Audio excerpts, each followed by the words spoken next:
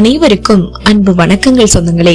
இந்த வீடியோவில் நாம் அனைவருக்குமே தெரிந்த ஆனால் அதில் உள்ள ஆழ்ந்த அர்த்தங்களை பலர் கவனிக்காத ஒரு கதையை பார்க்க போகிறோம். அதுவும் சனி பகவானின் கதையை.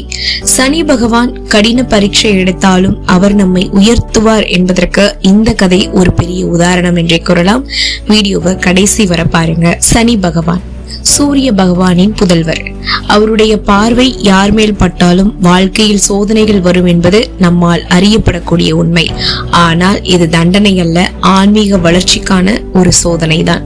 ஒரு நாள் சனி பகவான் நலன் மகாராஜாவை பரிசோதிக்க முடிவு செய்கிறார்.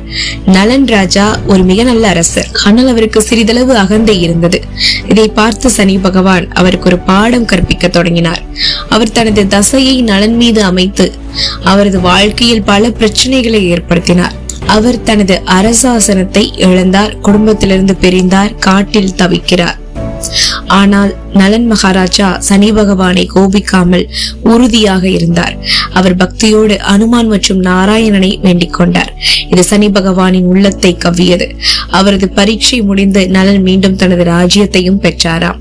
சரி, நாம் நம்மை எப்படி பாதுகாக்கலாம் என்று நாமும் சனி பகவானின் சோதனைகளை எதிர்கொள்கிறோம் இல்லையா?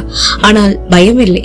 அன்பு, நன்மை, மகிழ்ச்சி, பக்தி இதை நாம் தவறாமல் செய்தால் சனி பகவானின் அருள் நிச்சயம் கிடைக்கும். என்ன சொந்தங்களே, இந்த கதை உங்களுக்கு பிடித்திருந்தா லைக் பண்ணுங்க, உங்க நண்பர்களோட பகிருங்க, மறக்காம சப்ஸ்கிரைப் பண்ணி சப்போர்ட் பண்ணுங்க. சனி பகவானின் பரீட்சை என்பது தண்டனை அல்ல, அது ஆன்மீக முன்னேற்றத்திற்கான ஒரு வாய்ப்பு. மீண்டும் சந்திக்கலாம் சொந்தங்களே. நமது சந்திப்புகள் அனைத்தும் சந்தர்ப்பமாகும் பொழுது. அதுவரை நன்றி, வணக்கம்.